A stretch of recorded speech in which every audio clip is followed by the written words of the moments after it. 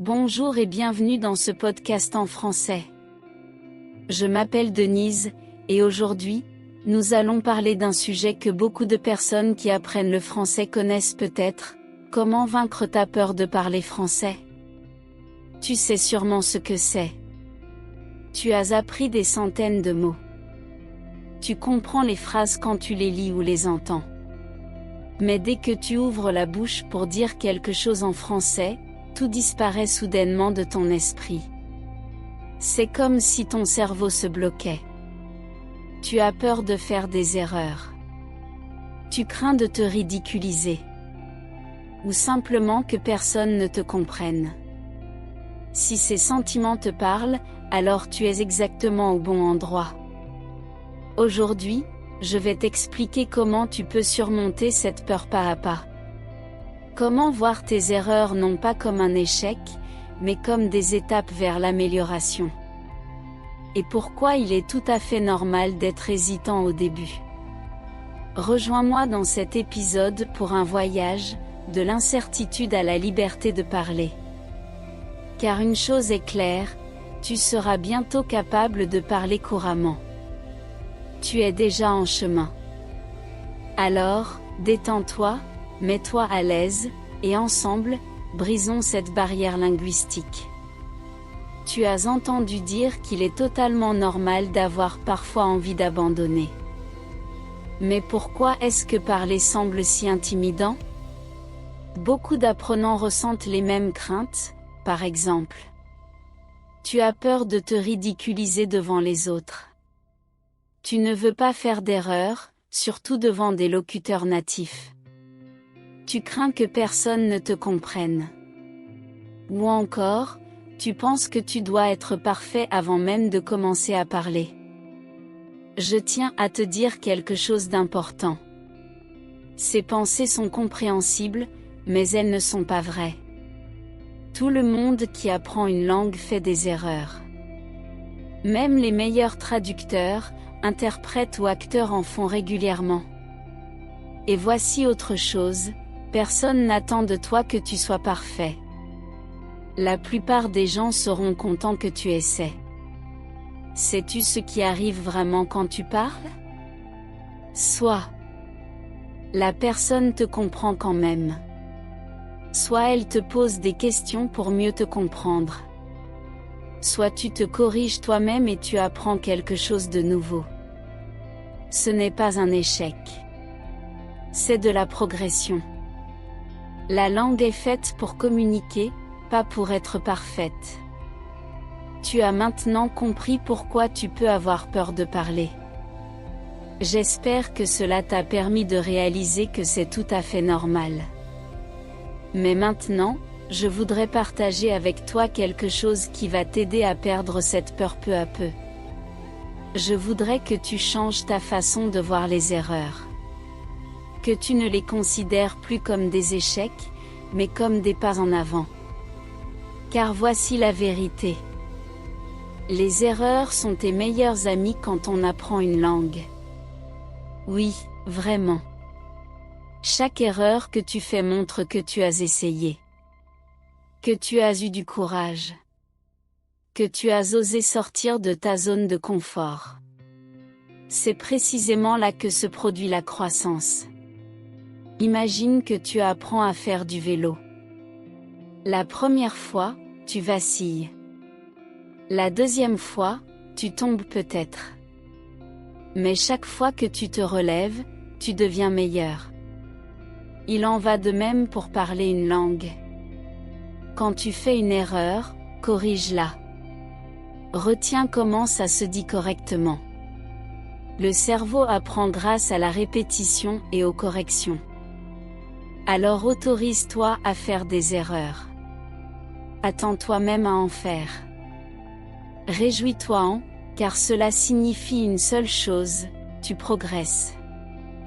Ok, tu as maintenant compris pourquoi tu peux avoir peur de parler.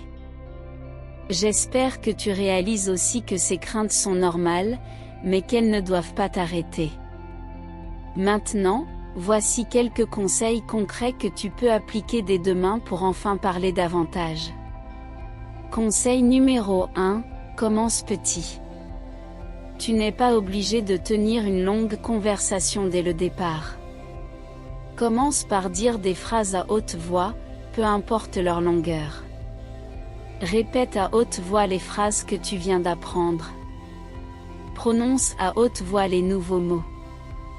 Lis de courts textes à voix haute. Il ne s'agit pas de perfection, mais d'habituer ta bouche à utiliser le français.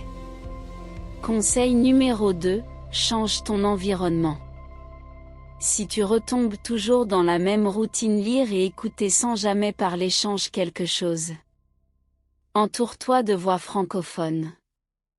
Écoute des podcasts, regarde des vidéos, chante des chansons en français. Essaie aussi de penser en français intérieurement. Pas besoin de phrases parfaites, juste d'essayer. Plus tu entoures ta vie de la langue, plus il sera naturel de parler un jour. Conseil numéro 3, fixe-toi des objectifs concrets. Au lieu de mettre seulement « parler plus » sur ta liste, rends cela concret. Par exemple, aujourd'hui, je dis au moins 3 phrases complètes en français. Demain, j'essaie une conversation avec un partenaire d'échange linguistique. Cette semaine, j'apprends à me décrire moi-même en français.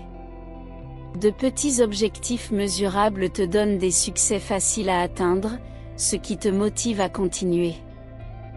Conseil numéro 4, trouve des espaces sécurisés. Il est plus facile de parler quand on se sent en sécurité. Cherche des lieux où les erreurs sont acceptées.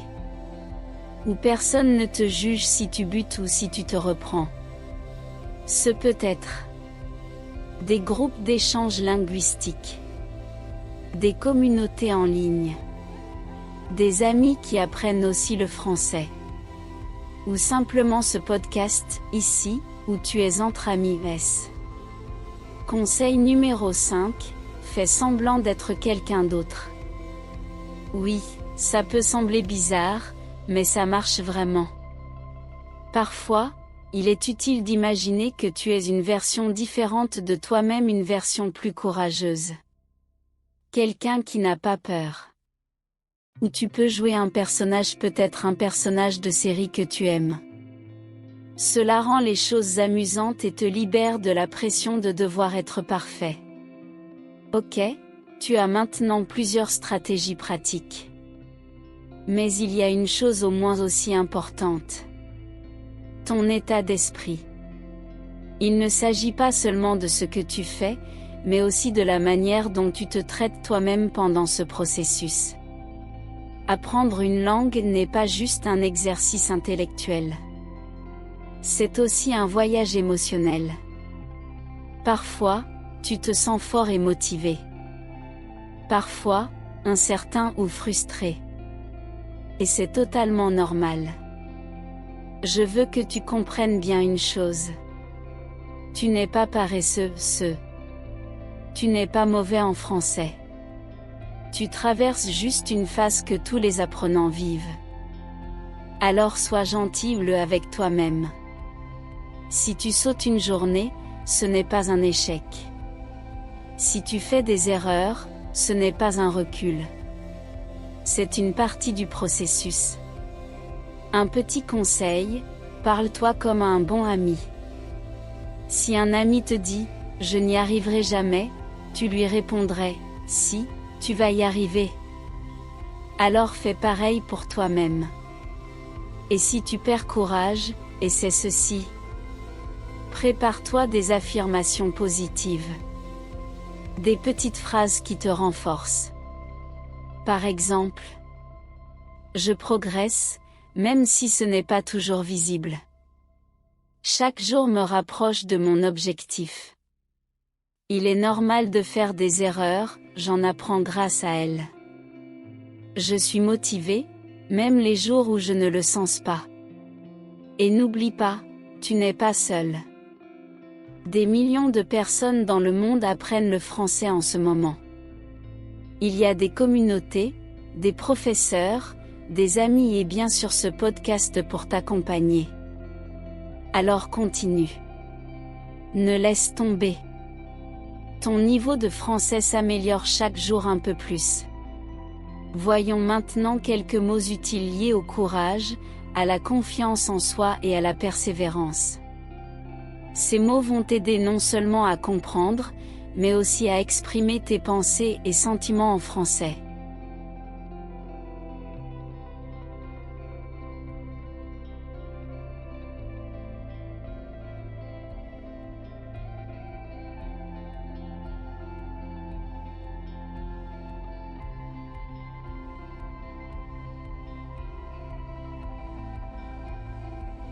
Si tu veux, tu peux choisir quelques-unes de ces phrases et les répéter à haute voix chaque jour comme une petite routine de motivation en français. Qui sait? Peut-être que bientôt, tu aimeras même penser en français quand tu te donnes du courage. Tu as réussi à arriver jusqu'ici, et cela montre à quel point tu es motivé et déterminé. Peu importe à quel point cela peut sembler difficile parfois. Tu es sur la bonne voie. C'est normal d'avoir des doutes. C'est normal d'avoir des jours fatigants. Mais tu as la force de continuer. Et j'y crois fermement.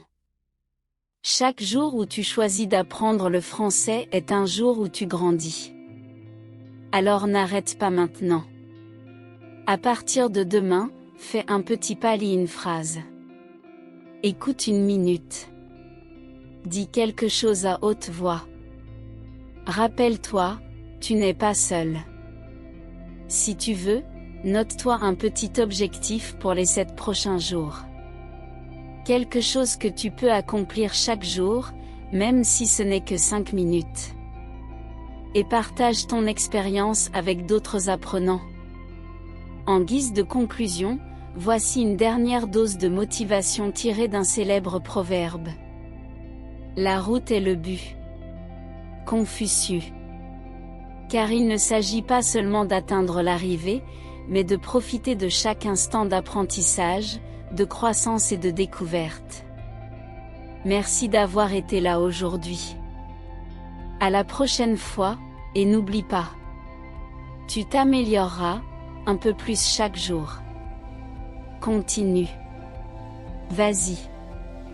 Tu y arriveras. Au revoir et bonne chance.